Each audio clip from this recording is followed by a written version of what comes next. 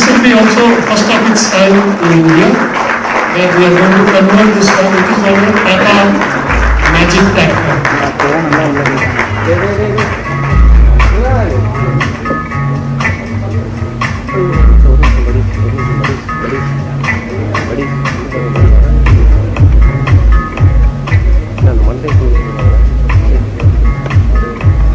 Vikina.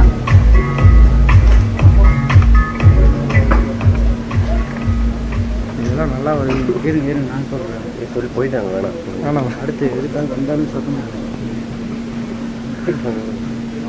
Sir, the contribution that you have made today will go a long way in the lives of many people, facilitating better transport.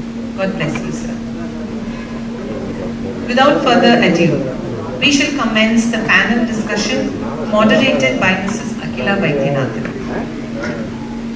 Mrs. Akila Vaidyanathan has an extensive background in philanthropy and a deep commitment to inclusion.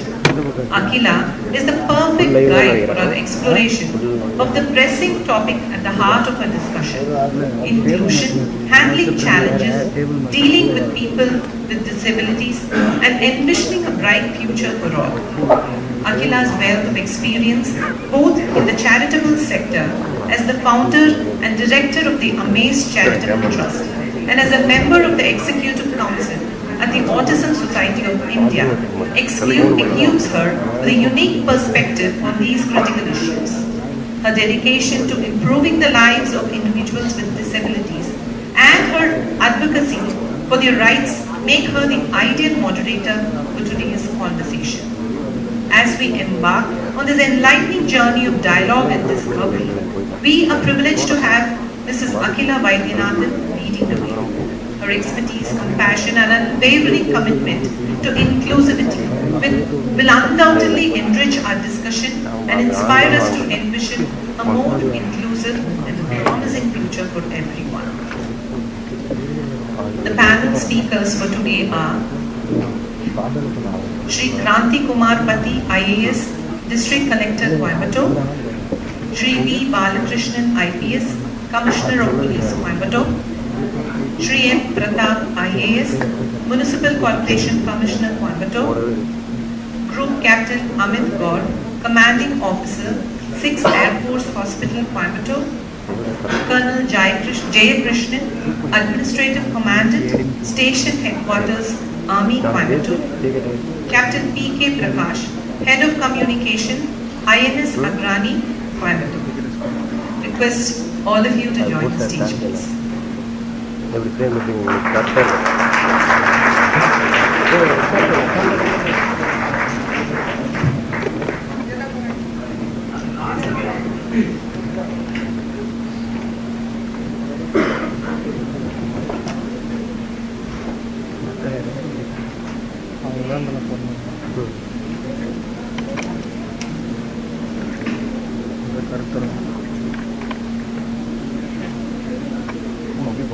So good evening, everyone. It's a real privilege to be sitting here among all these dignitaries who have come together. I think it's a rare occasion where we have so many people from government of India and the armed forces all together on the stage. Really a strong presence, and very privileged to be leading this panel discussion here on inclusion. So, in the last few years, especially the last 10 years, India has marched steadily and slowly towards inclusive practices throughout. The Rights for Persons with Disability Act in 2016 ensured that we are in line with the UN directive, and India signed into it. But there are still huge gaps between, in the policy level itself, as well as. Sorry to interrupt you. Please. I request the photographers, please move out of the front. Thank you so much. You are so beautiful. Thank you. So we do see that there are huge gaps in the policy level, as well as implementation of the policy itself. And I hope in this discussion discussion we can talk about what's happening and what can happen in these areas. Firstly, I thought we'd focus on employment in the government of India itself, if you don't mind, because there are huge topics. We can talk about education inclusion. So I thought if we can just focus on that, would that be okay? Is the audience okay with that? Yeah. So the government of India, I think, deserves 5% of jobs for disability, if I'm not wrong. So nowadays the people do apply, and I think a lot of people get into this 5% quota of jobs. So one of the questions maybe, Sir Collector Kumar Bati sir, would you like to answer this? The question is, how does person gets a job, but how does he get to a job? Accessibility in terms of transport, public transport, roads, even sensitization of the people around to help people get to the job. So do you have any ideas on how that can be improved? Very good evening to all the fellow panelists, all the dignitaries present. So the question here which was first put forward is regarding employment in government services. So I'd make it more broad-based. It is providing livelihood opportunities to differently abled persons. So now we are seeing a lot of inroads into that. So to give an example, I have a batchmate, she is Indian Foreign Service Officer. She is first visually impaired officer to enter into foreign service. Then last year we had first visually impaired person who is from Coimbatore, who studied at PhD, and he is in Kerala Garden. He is first visually impaired IAS officer, and we are seeing this year on year. There are improvements now, especially with the help of technology. Now, with the help of technology, there are a lot of applications which are coming, which can really complement the, which can really complement and help out officers when they are in field, whether it be text to audio teacher or a lot of applications that are coming. So technology is playing really important role. Really, earlier we didn't have the answer. Like somebody asked the question, these are the roles and responsibilities of this job. How will be the person with some differently abled person will be able to meet these roles? Now we are having solution of technology. So year on year this is improving. Secondly, in terms of there is a huge gap in terms of course there are reservations. Then the challenge now is how to bring the aspirants to apply, how to give the necessary coaching for the aspirants for these competitive exams, and then ensuring that they get a decent chance at clearing the exam, because there are a lot of opportunities available, whether be it UPSC, which recruits for Government of India, whether it is TNPSC. Every government has made a lot of efforts in terms of extra time available, providing scribes for the students to write the exam. But the challenge now remains how to make sure that enough applicants come forward, how to give training for them. In this, we are seeing a lot of efforts both from the side of the government as well as public-private partnerships. Recently, we came to one event organized by a Rotary in Coimbatore, where National Blind Foundation, they are training people, especially for civil services. And we need more and more such initiatives at every level, so that we can get more and more people first to apply for the exam, to give necessary training for them. And once they apply, then it really becomes really easy from then on. Then the government can also handle. In terms of the broader question of employability and livelihood opportunities, now in Coimbatore we have seen very promising developments. We had job fair for differently abled persons. A couple of NGOs partnered, and what was really heartening is more than 40 companies participated, especially companies like Amazon India, companies like Roots, and SBI Life Insurance. They all came up with a mandate. Each had huge list of roles that are available, and they are even ready to handhold the candidates. So, and the kind of infrastructure we set up, like came out with the first is we gave publicity for the event, and we gave out with the job aspirants, and at every level what are the jobs they are suitable for, And we took from the companies also the list of job roles and their suitability, and we did the matching exercise.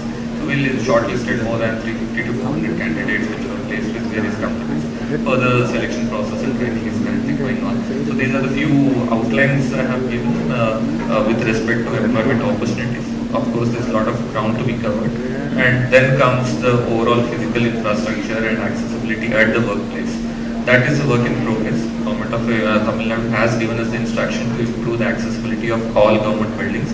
We are in a process. Few government buildings have completed the audit of accessibility from the perspective of being disabled friendly to differently abled persons, and we are taking endeavors to complete this exercise in all our government buildings and making sure that the necessary infrastructure is in place so that each one of our employees who are differently abled in various aspects will be able to contribute fully. And of course, the aspect of public transport is also there. So we will work on all the fields together. Of course, the importance is there from the side of the government to improve this accessibility and make sure that the participation of differently abled persons in employment is improved. Thank you. Thank you so much, Collector Sir. So it's really heartening that not only in the government sector, but government is helping the private sector also come in and get opportunities, and it's a multi-pronged approach of accessibility. The buildings also getting better. I was also focusing on the city itself, whether accessibility to get to the job. That was the concern, because I work primarily with the intellectually disabled, as well as I have lots of friends with physical challenges. And for them, even if they have a job, to get to the job through public transport is very, very literally impossible. There is usually somebody accompanying them, or they have to take private transport, or they don't have access to their own transport. So corporate collect that answer. Good evening to the fellow panelists and the people present here. So the question is more or less similar to what Collector Sir has answered. And I would say compared to last 5-10 years, now the accessibility to government buildings and also public transport have increased significantly, because the Rights of Disability Act provided that every building, especially the government building, had to be made accessible to all for all kinds of people. So that is the mandatory thing which has been incorporated into that. And now we as the government servants, we have been instructed by the government to make sure that the accessibility is there in all government buildings, because most of the buildings for people, nowadays people are coming to the government offices for all the welfare and other grievances. So they should be accessible, and so all offices have the ramps, all offices have the lift provisions, and most of the offices where the grievance is being addressed is put up at the ground floor for the ease of the people. So this is one aspect. And the with respect to the transport, which is very much important for people for mobility, most of the buses now have footboard which is lower. So usually the buses will be made inaccessible. Now we have a separate portion in the public transport for the differently abled people, where they can park their chairs or where they can park their wheeled vehicles. So these are the few things which the accessibility has been provided and mandated by the government. And then now, as you told, the reservation is there for all the government jobs, and now so because of that, a lot of people are coming into the government jobs, and also a lot of people are coming out of the taboo, and they are coming and working in a lot of NGOs. They are working as model to all the people, because as I can be here, why can't you be here? So the best example is ma'am here. So ma'am is a big example for every one of us, because she is there to tell that when she can do, why other can't do. So she is and she is even I will tell her that I will come down, but then she will make sure that she will come to my room with all these things. So she is the best example here for all of us. So like that, many people, so not a lot of, as sir said, lot of visually challenged people are now governing the districts. So they are posted as district collectors, they are posted as sub collectors, they are posted as IFS officers who are managing the embassies in foreign countries, and and a lot of people are coming. So now things are changing. I would not say 100% has been achieved in public transport or public buildings, but things are better now, and we are hoping the best in very soon. Thank you. Thank you so much, sir, for that answer. I really didn't know that the buses have lowered steps. So that's a huge, I think, improvement. And I think Just to add, from what we have observed, most of the different abled persons prefer, there is a government scheme of providing two-wheelers with added wheels. So that is the preferred mode of transport of most of our employees who are differently abled, and that is where we are seeing most of the applications. So because public transport, not only for different abled, for everyone it needs to improve even further, because even for public transport there is an issue of last mile connectivity. So right now most of the different abled persons are preferring those two-wheelers with support. So that is really helping them to reach them to work right now. But as Corporation Commissioner pointed out, as new buses will be procured, new modes of transport come, whenever the older modes of transport cannot be modified or retrofitted so easily, whenever new procurement is happening, definitely there are government norms that all of them should be friendly for different. thank you, sir.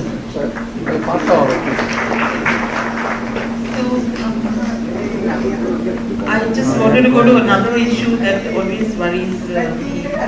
I have a son with autism, and there are children with autism and intellectual disability who tend to wander. This question is to you, Commissioner, sir. So,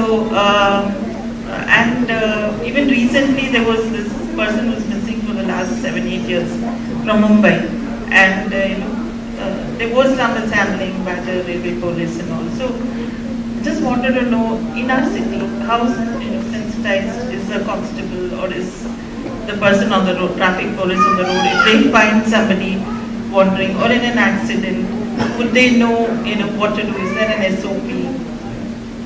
So, good evening, Mrs. Akila, fellow panelists and all the audience. There are two things, like whatever Collector and Corporation Commissioner just spoke, the structural changes required to make the public space and the government buildings accessible for the people with disabilities. The second thing is the service rendered by the different departments with sufficient level of sensitivity for the problems faced by the differently able people. In the first category, in the first issue, I would like to say this, that the most important thing as far as the police is concerned is the road and traffic management.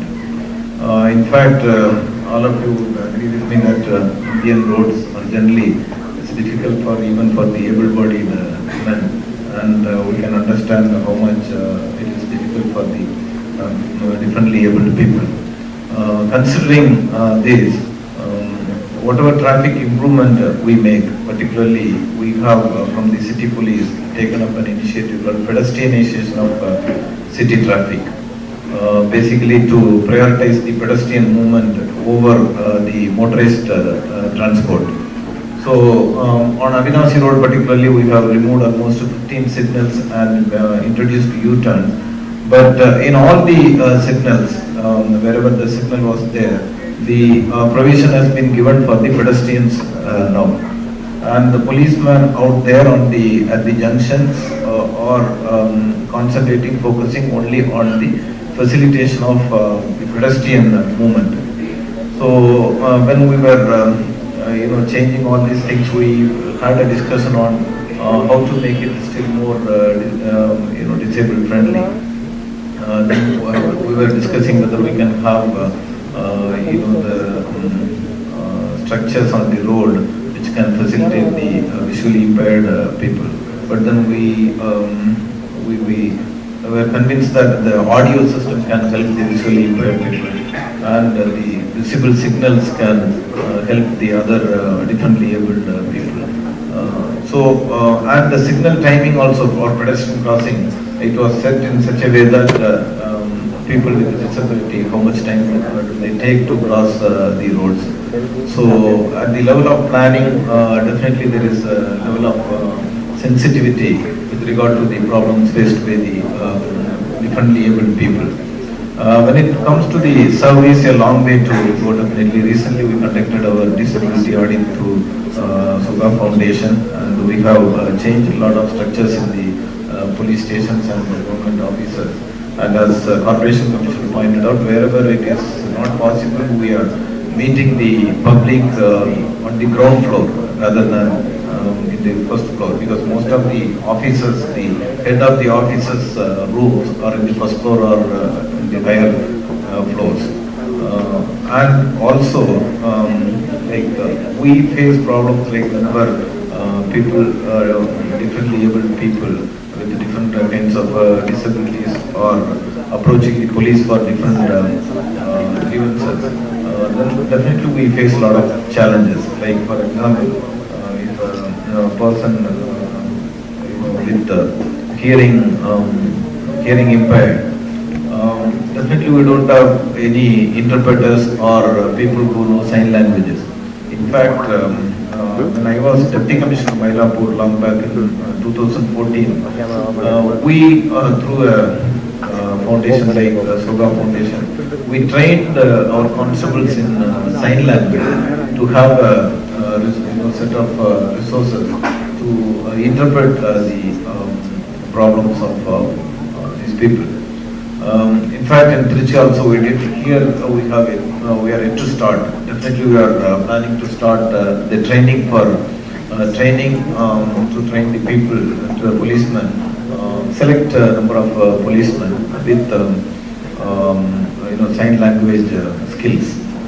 And I would like to ask my fellow panelists, particularly from the defense side, this particular question, because in police as of now, the eligibility, the qualifications for joining the police force is mostly physics, that is the education qualification, but the physical fitness is the main criteria now followed for recruitment. I don't know whether there is a change in the defense recruitment. If that is the case, then it can be a precedent for the police also. Distinguished guests and fellow panelists. As Commissioner has brought out that is there a possibility of differently abled or challenged people joining armed forces. As of now, we don't have a policy because armed forces requires physically tough. However, there are people who become injured or some major injuries which they may not be able to continue. But there are a number of officers who have served and continue to serve with their injuries in the field. One of the examples in Navy I have got is today is Commodore Varun Singh. He is presently operational officer in Headquarters Eastern Naval Command. He has commanded a ship. He as a Marine Commando himself, as a young Lieutenant Commander, he got injured in the lake while taking on terrorism. Even today, he has got, in last 15 years almost he has continued in service. He has got splinters in his lungs, grenade splinters in his lungs, liver, kidney. There are some 19 splinters still in his body which could not be removed. And he don't have one kidney which is lost because of this injury. He continued to serve Navy. He is still in Navy, serving officer Commodore, and he has commanded frontline warships. And is currently officers. Similarly, there was one Captain Sodhi, aviator, who got injured, came back with a disability, back to flying, which is generally not given to flyers, but he flown the helicopter thereafter. Wonderful, sir. The only thing is, induction wise, we don't have. We start with physically fit and Navy takes care of it. Good evening, all the audience. Like Sir said, pointed out, there is no defined policy. But yes, there are certain positive developments which have happened. Big step towards positive outlook towards especially abled people. In 2018, I tell you a story, there was a flying cadet in AFA 10 days before his commissioning. He met with an accident. There was a technical glitch in his aircraft. And about 200 feet above the ground, he had to eject. He defied the death, but then his spine got injured, and then he became paralyzed. Both the legs were paralyzed. That happened in 2018. But then, with his sheer grit and determination, he developed his other skills, developed his muscles, and subsequently he was allowed to appear in the exams. He excelled in all those exams. And in 2021, he was commissioned into Air Force on wheelchair. So that is a very big positive step. Our Air Chief Marshal himself was present during his commissioning. His name is Flying Officer Yogesh Yadav, and he has been inducted into Accounts branch now. So positive steps are there, positive things are happening. It will take some time for the policy to develop. And sir has given so many examples for all those people who have got injured, who are amputees also, but they have been retained in service, even with prosthesis. And we have got we have improved in terms of medical services and rehabilitation services being provided in defense. We have got, and if you permit, I can elaborate a few of the things. Yeah, we have got artificial limb center, and we have got 5 sub-centers in different regions of India. Earlier they were not there.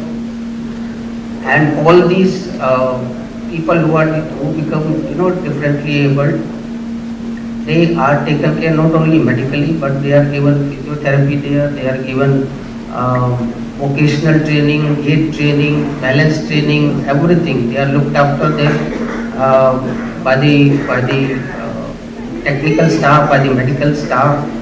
We have got a dedicated prosthetic surgeons. Now there is a team of prosthetic surgeons also available on all those centers who are trained to do revision surgeries of the stump. That is very important for the longevity of the prosthesis. So things are improving and it will improve further. That was Group Captain Namdar. He is the commanding officer of the Air Force Hospital. That's why he could tell us all this in so much detail. I think in the uniformed service is a policy of redeployment of injured people. I mean, the jobs which they do comfortably. That kind of, but right now there is no redeployment policy for physically challenged people in the uniformed services.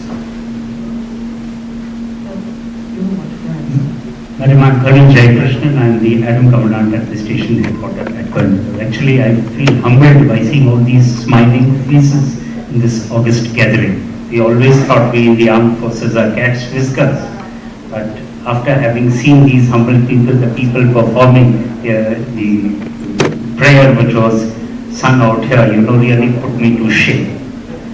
Well, in the armed forces, disability is, I would not say disability, special ability is very peculiar because of the simple reason that people joined the armed forces when they were physically fit as a fit.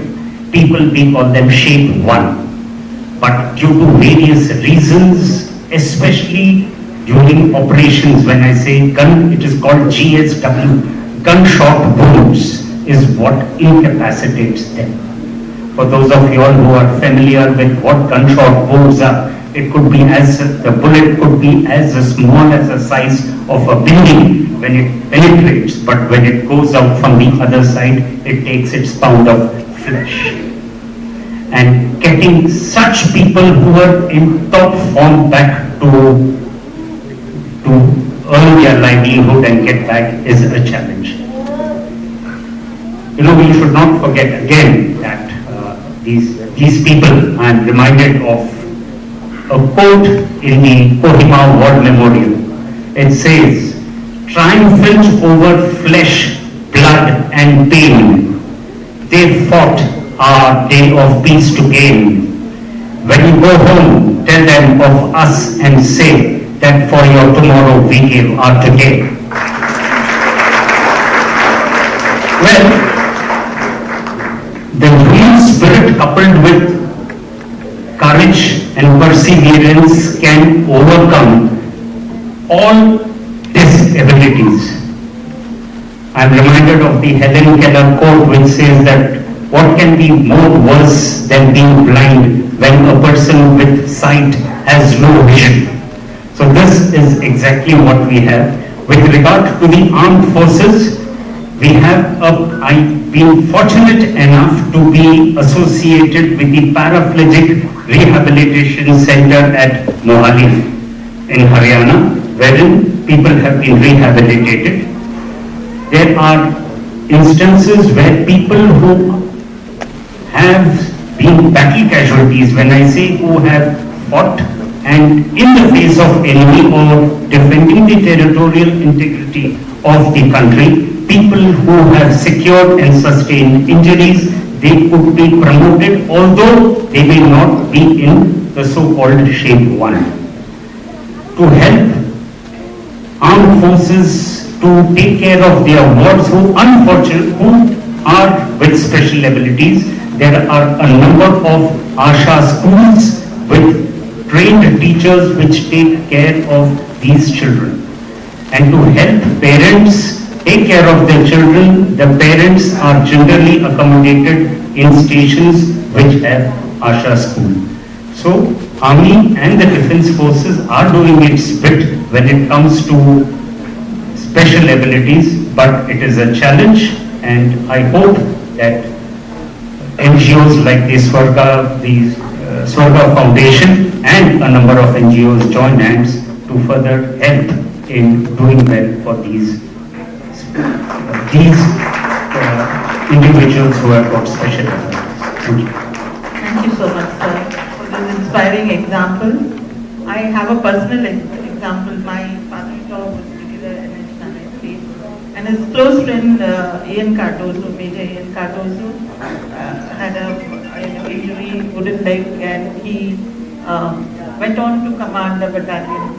This is in 1971 war, and so yeah, I know closely how supported a soldier is once they are injured and they are rehabilitated.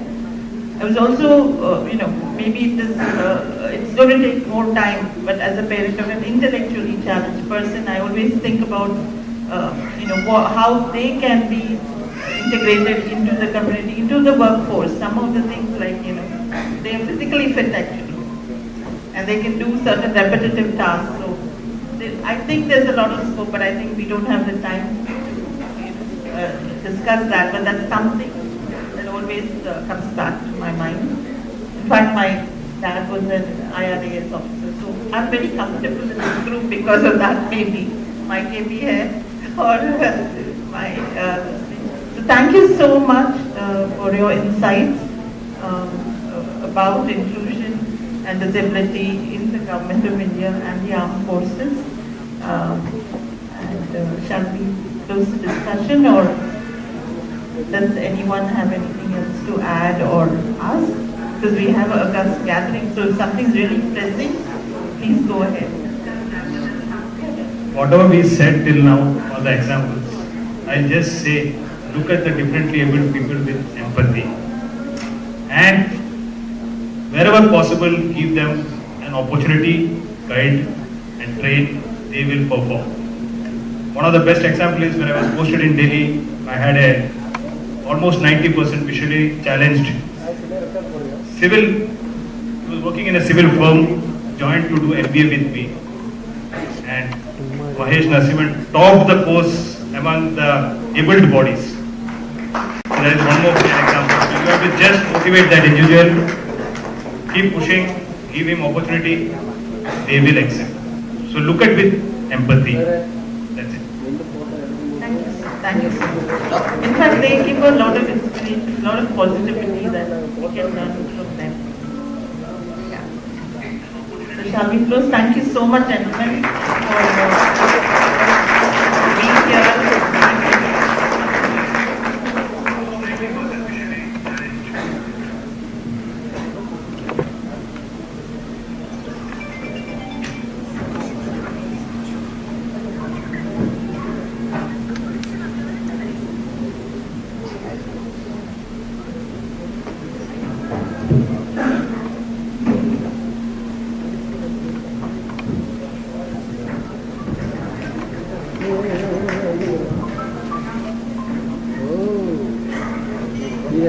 இல்லை அவனாவே பண்ணுறான்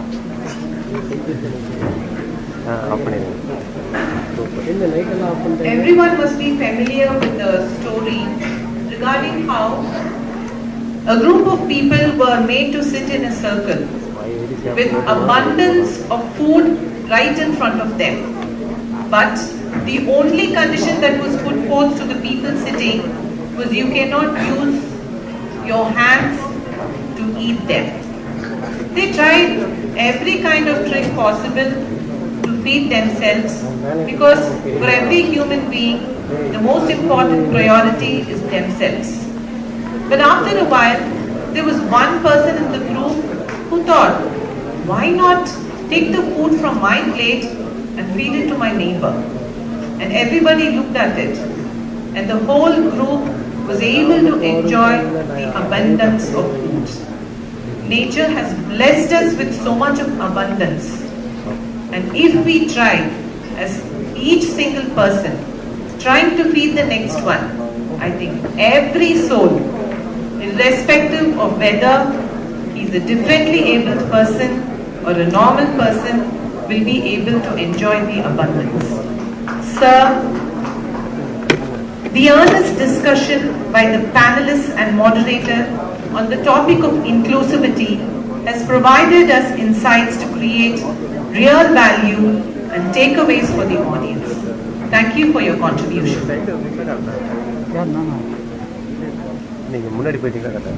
So now, ladies and gentlemen, welcome to an extraordinary evening of music, culture and talent recognition.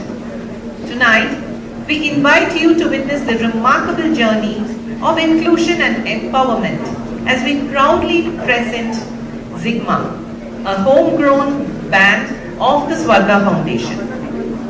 Zigma isn't just a band, it's a symbol of unity, creativity and the power of diversity. This unique ensemble brings together exceptional talents from all walks of life, including individuals with disabilities, to celebrate the beauty of music and culture in its purest form. Conceived by the visionary Mrs. Swarnalata and her talented children Gagan and Gana, Zigma is more than just a musical experience. It's a testament to boundless possibilities that arise when passion, determination and inclusion collide. Prepare to be captivated by a stage show like no other, where music knows no boundaries and talent knows no limits. For tonight's unforgettable performance by Zigma, allow us to introduce our exceptionally talented ensemble. On the keyboard, we have the gifted Dinesh and the extraordinary Darshan, whose melodies will paint vivid landscapes of sound. Keeping the rhythm alive and electric, we have the sensational Akshay Ram on the drums.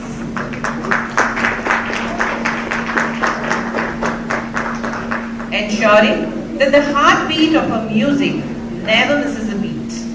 On the guitar, we have the soulful and captivating Gagan, whose strings will weave stories of emotion and connection. And last, but certainly not the least, our vocal powerhouse trio, Janani, Gana and Swarna. These three incredible voices will carry you away on a journey of harmony and emotion, leaving you mesmerized by their vocal prowess. Get ready to be inspired, entertained and moved by the magic of Zigma.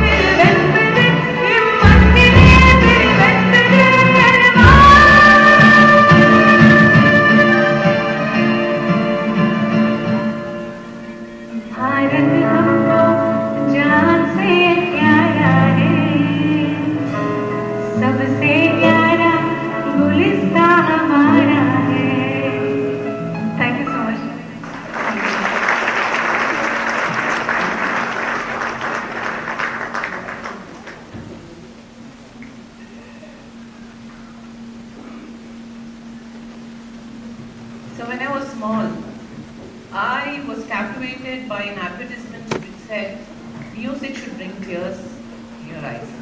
And today it did, friends. I've been to concerts, had a moment. But today was something that touched the soul. Music has no boundaries. Music can touch any soul. And that's what I witnessed today. I think this is bravo performance and this needs a loud applause.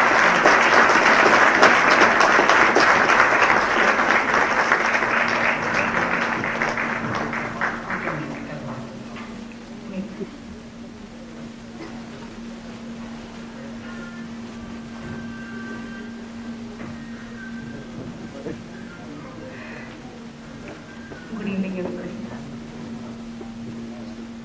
Well, I need to introduce you. Okay.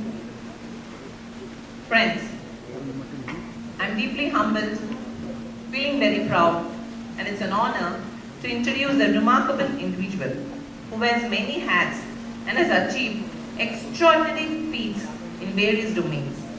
Our guest today is an Asia Book of Records holder, a passionate motivational speaker, and an inspiring keynote speaker who has captivated audiences around the world with the powerful messages of resilience and determination. Not only is she a captivating speaker, but is also a talented singer and a skilled photographer, showcasing her artistic prowess in multiple arenas. Her commitment to the cause of inclusion and disability rights activism has made a significant impact on the lives of many, advocating for a more inclusive and equitable society.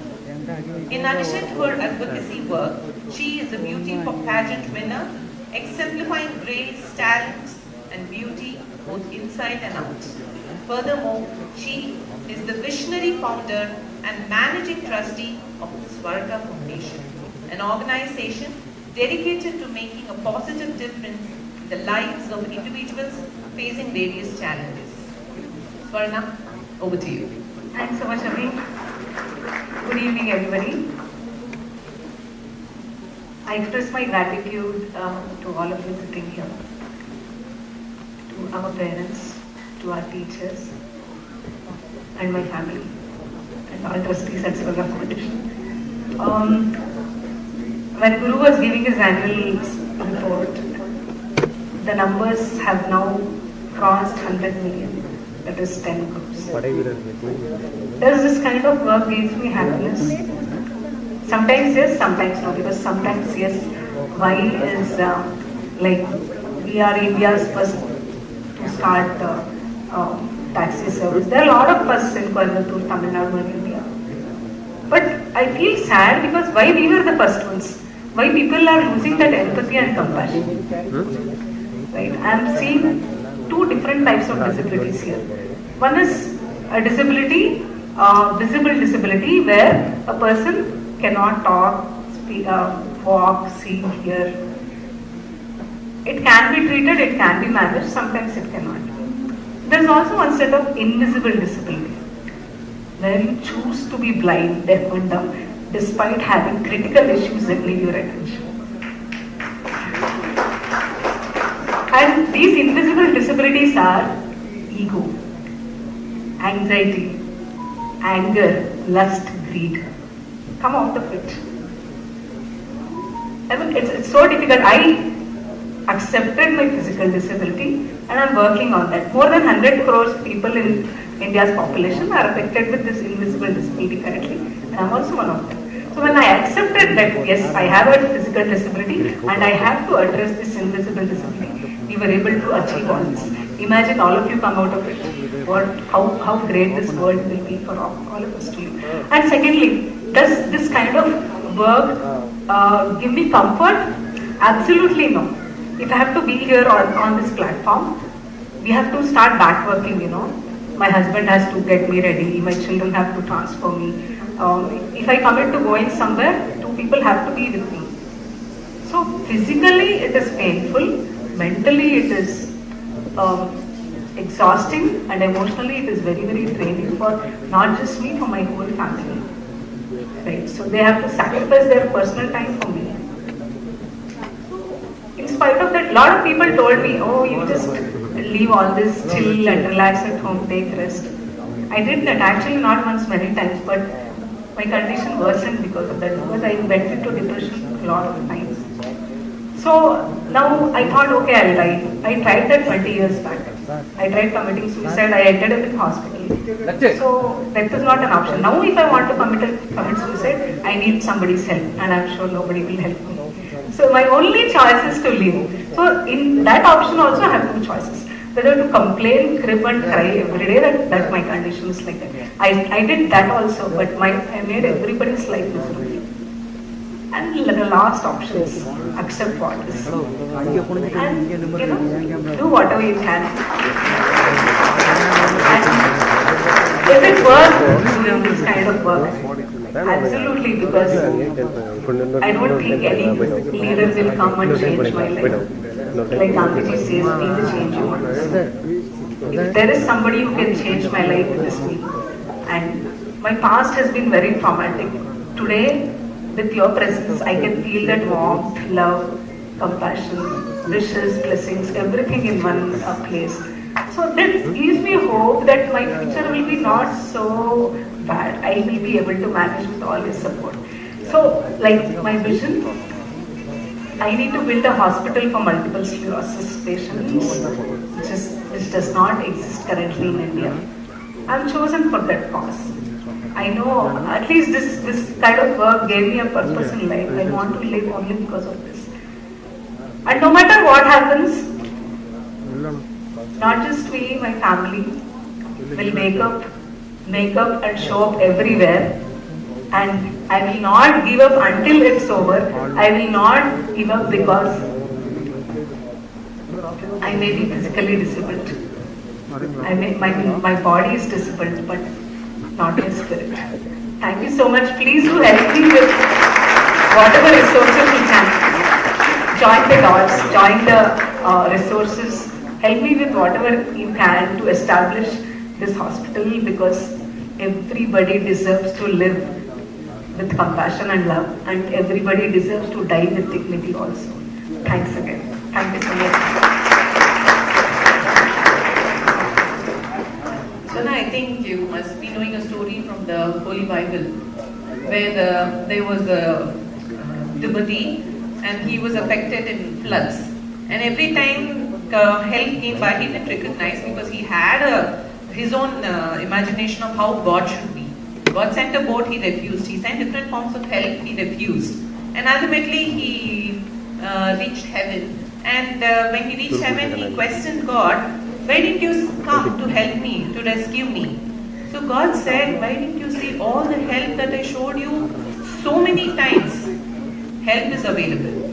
Ask, and it shall be given. And Swarna, that's what I see. Let's all ask, and we will be ready to do.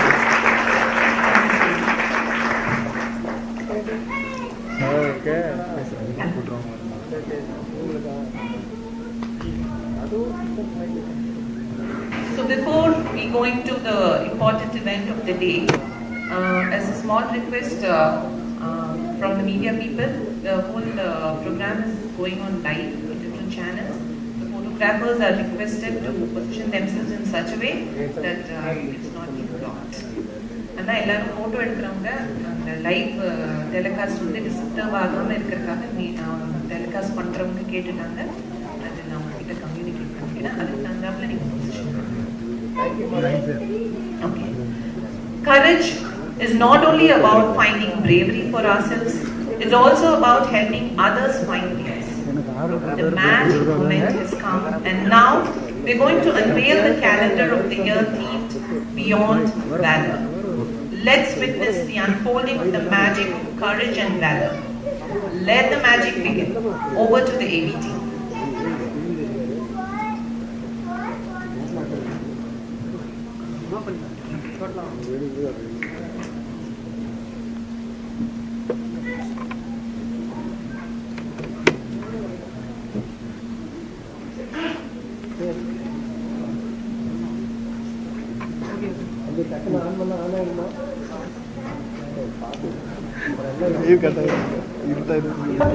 Beyond Valor.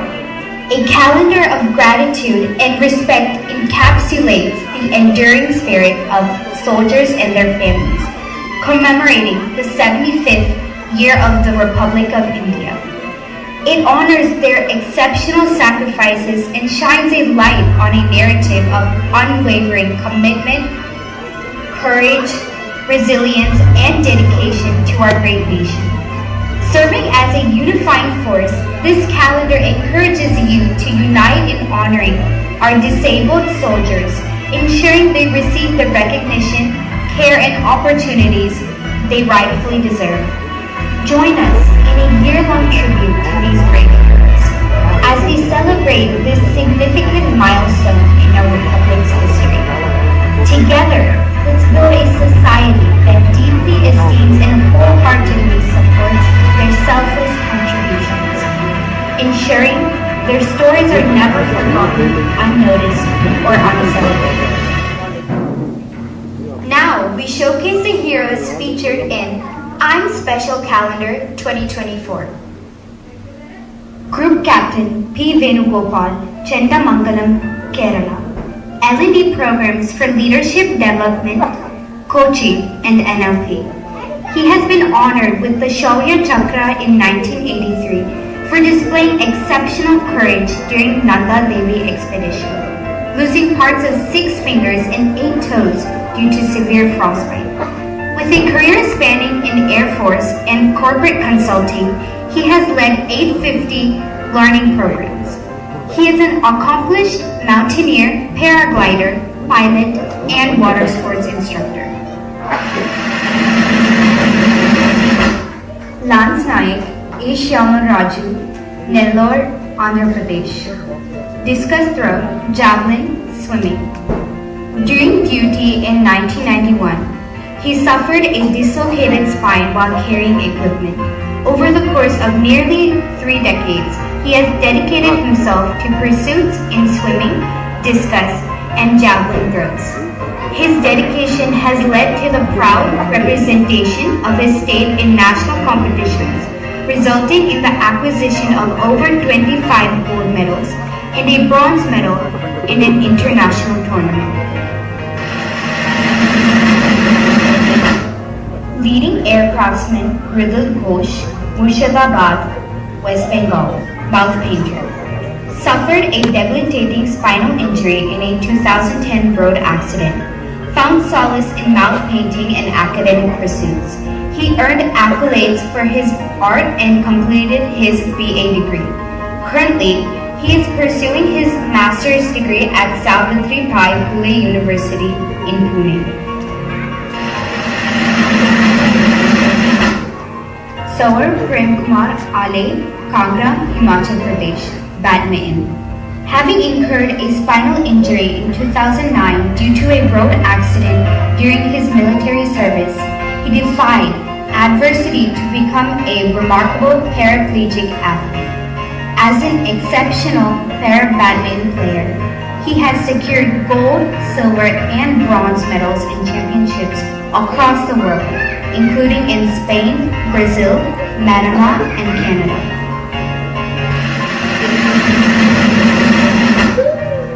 Rifleman Min Bahadur Thapa, Surkhet, Nepal, swimming and basketball.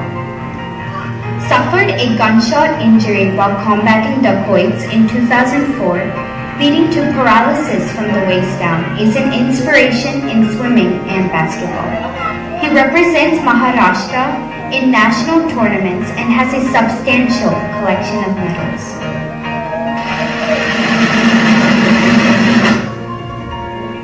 Pioneer Bhim Kumar Karki, Senapati, Manipur, mouth painting. Became a quadriplegic due to a serious injury while practicing judo on duty in 2012. Exhibited remarkable strength. After intensive therapy at the Paraplegic Rehabilitation Center, he embraced mouth painting and was honored with the Kala Ratna in Hyderabad in 2023. Major Devinder Pal Singh, Jagdari, Haryana, para skydiver and marathoner. a survivor of a mortar attack during the Kargil War in 1998. He lost his right leg. He became Asia's first solo amputee skydiver and marathoner, known as the Blade Runner. In 2016, the Limca Book of Records added his name to their People of the Year. In 2018, he received the National Award for Persons with Disabilities under Role Model category. In 2019, he received the Cabin Care Ability Mastery Award.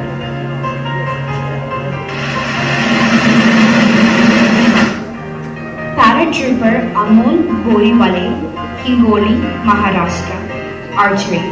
A territorial army para who survived a mine blast in a 2006 operation but was left paraplegic displayed incredible resilience by becoming a champion archer. He boasts over 20 gold medals in national games and has represented India in international competitions including China, Thailand, and South Korea, and is now a certified coach.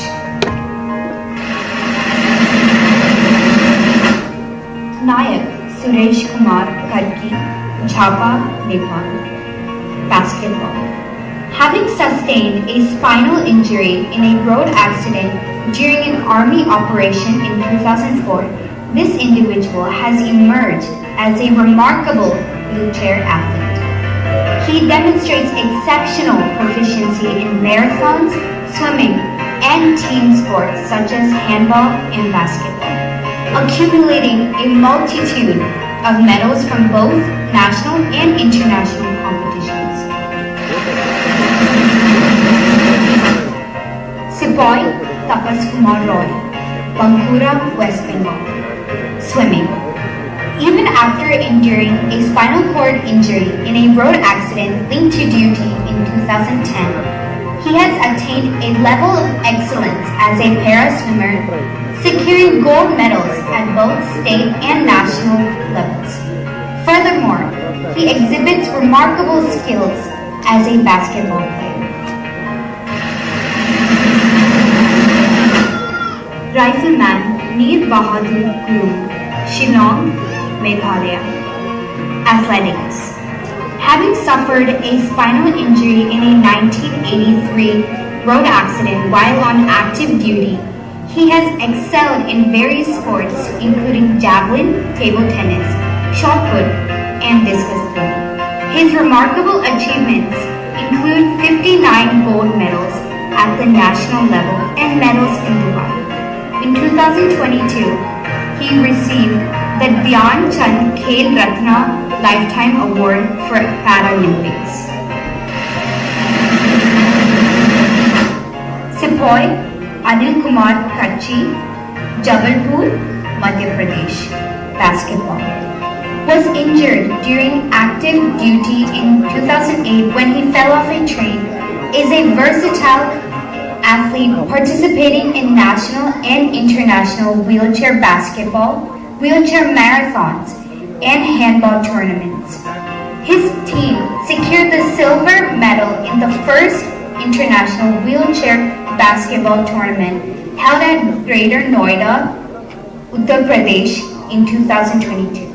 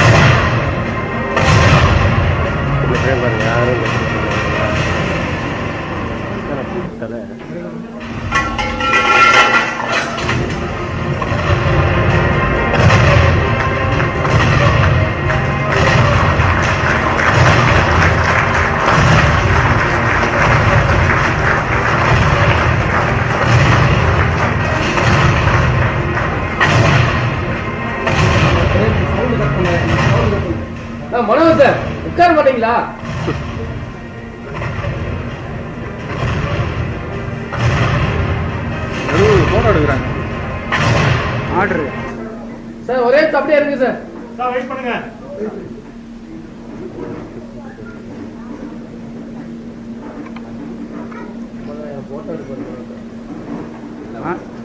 Order order okay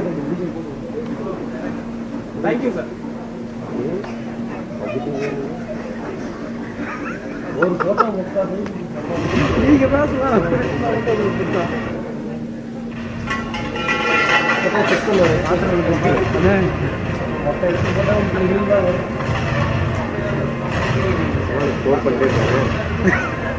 check சிறப்பு தம்பிங்களா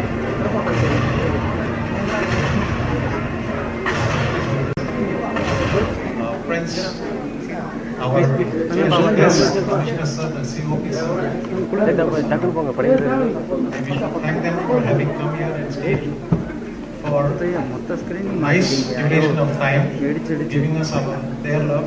அப்படி மறந்துட்டு போறாங்க நீங்க வந்து போறீங்க நீங்க Prasad ji, please honor our character. நீ விடுறியா கொஞ்சமா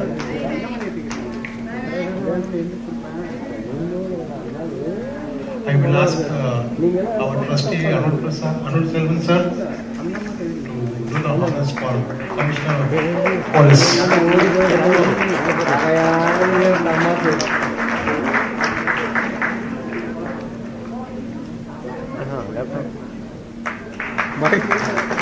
Bye, Varma. They have Guru Prasad honoring the Commissioner of Coimbatore District.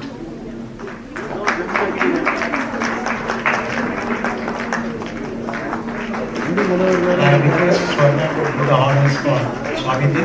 I'll have her.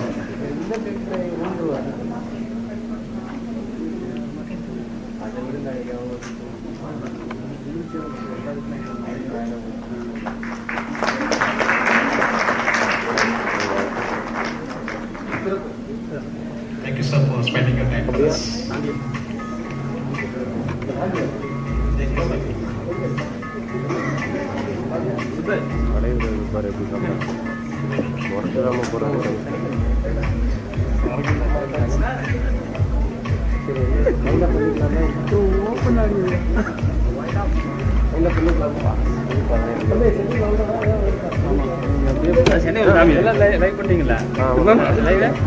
மூஞ்சி மறைக்குது காமிச்சிட்டே இருக்கு ஒரு கொஞ்சம் பேக்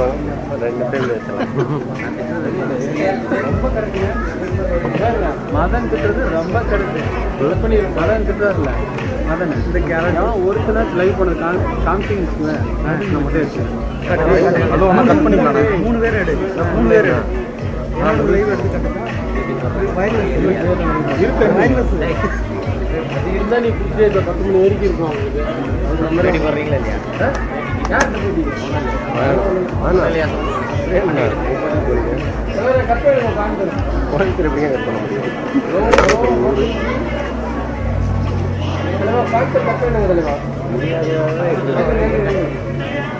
அழகா இருக்கீங்க சார்